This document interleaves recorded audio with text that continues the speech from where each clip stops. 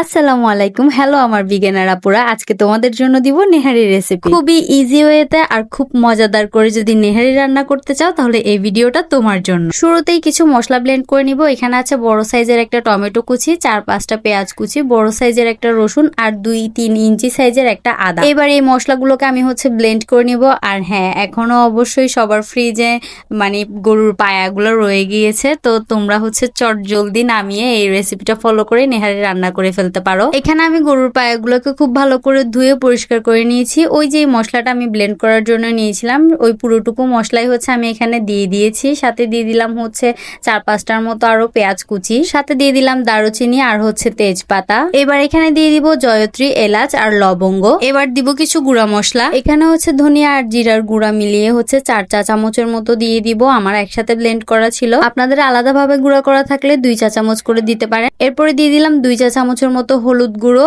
এরপরে দিয়ে দিব 4 চা চামচের মতো মরিচের গুঁড়া। এবার রাঁধুনির প্যাকেটের যে মাংসের মশলাটা থাকে সেটা থেকে উঁচু করে 2 চা চামচের মতো মশলার গুঁড়া দিয়ে দিব। এরপর দিয়ে দিলাম স্বাদ মতো লবণ। এরপর অ্যাড করে দিব কাঁচা মরিচ আর সামান্য পরিমাণ তেল, কারণ এটা থেকে অনেকটা তেল বেরোবে, আবার পরে এটা বাগারও দেওয়া হবে, তাই তেলের পরিমাণটা একটু বুঝে দিতে হবে। এবার হাতের সাহায্যে খুব ভালোভাবে ঘষে ঘষে ডলে ডলে পায়াগুলোর সাথে মশলাটা মাখিয়ে নিতে হবে। যত ভালো করে মাখানো যাবে তত বেশি মজা হবে আর কি। আর আমার যে সকল আপুরা হাত লাগাতে না চাইবেন তারা খুন্তি বা চামচের সাহায্যে মাখিয়ে নিবেন, আর কি করার আছে। ও হ্যাঁ, আরেকটা কথা বলতে ভুলে গিয়েছি, আপনারা যদি কেউ চান এটার সাথে কয়েক টুকরা মাংস অ্যাড করতে পারেন। যখন সেদ্ধ হয়ে আসবে তখন মাংসের টুকরোগুলোকে তুলে হাতের সাহায্যে ঝুড়ো ঝুড়ো করে দিলে ঝোলটা আর একটু খেতে ভালো লাগবে আর একটু ঘনও হবে। এবার আমরা অ্যাড করে দিব এটাতে পানি, আর পানি কতটুকু পরিমাণ অ্যাড করবেন সেটাও বলে দিচ্ছি।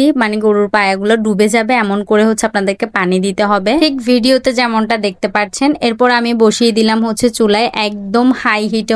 এবার এটাকে জাল করে নিব।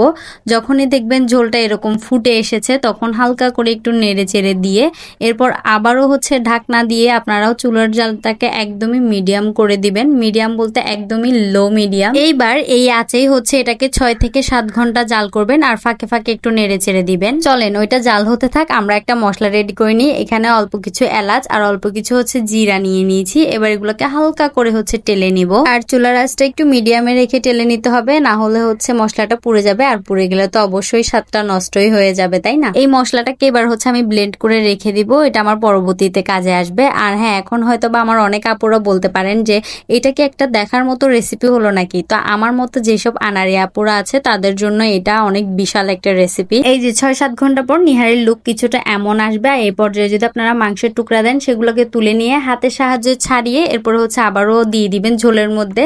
আর এবার বেশ কিছুখানি পেঁয়াজ নিয়ে তেলের মধ্যে ভেজে নিব। এবার আমরা বাগার দেব আর কি। তো পেঁয়াজটা যখন এরকম ভাজা ভাজা হয়ে যাবে অল্প একটু তেজপাতাও দিয়ে দিব যাতে একটা এক্সট্রা স্মেল আসে।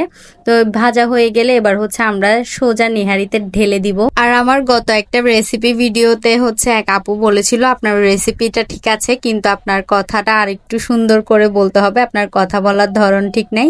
তো আজকে আমার ওই আপুর কাছে কোয়েশ্চেন থাকবে, আজকের কথা বলাটা কেমন হয়েছে অবশ্যই আপু জানাবেন। এবার ওই যে আমরা মশলা একটা ভেজে রেখেছিলাম সেই মশলা থেকে যতটুকু ভেজে রেখেছিলাম পুরো মশলাটাই আমরা এখানে দিয়ে দিব। এই মশলাটাকে অন্যান্য ডিস্ট্রিক্টে হয়তো বা সবাই ভাজনা হিসেবে চিনে, কিন্তু চট্টগ্রামে এই মশলাটা কেউ ব্যবহার করে কিনা সেটা আমার জানা নাই। কিন্তু মশলাটা ব্যবহারের ফলে কিন্তু মাংসে কিংবা নেহারিতে খুব আলাদা একটা ফ্লেভার অ্যাড হয়। আর এই যে আমার গরমা গরম নেহারি একদমই রেডি। আর আমি এটাকে বেড়ে নিচ্ছি। এবার আমরা পরোটা রুটির সাথে এটাকে খাবো। আর আপনারাও দ্রুত গিয়ে ফ্রিজ থেকে গরুর পায়াগুলোকে নামিয়ে এই প্রসেসিং এ রান্না করে বাসার সবাইকে তাক লাগিয়ে দেন যে আপনারাও পারেন। আর হ্যাঁ, অবশ্যই জানাতে ভুলবেন না যে আজকে আমার নেহারি রেসিপি আপনাদের কার কাছে কেমন লেগেছে। ভালো লাগলেও শেয়ার করতে পারেন, খারাপ লাগলেও অবশ্যই শেয়ার করতে পারেন। আমি কিন্তু অনেক ইজি ওয়েতে দেখানোর চেষ্টা করেছি। আমার বিগিনার আপুদের জন্য বেস্ট একটা রেসিপি হতে যাচ্ছে এটা। আর যাদের নতুন বিয়ে হয়েছে তারা তো অবশ্যই শ্বশুর বাড়ির মানুষের মন জয় করে ফেলতে পারবেন এমন একটা নেহারি রেসিপি দিয়ে। তো আজকের ভিডিওটা এই পর্যন্তই রাখছি। ভালো লাগলে অবশ্যই লাইক, কমেন্ট এবং শেয়ার করে দিবেন। পরবর্তী ভিডিওর জন্য সবাই পাশে থাকবেন। সবাই ভালো থাকবেন, সুস্থ থাকবেন। আল্লাহ হাফেজ।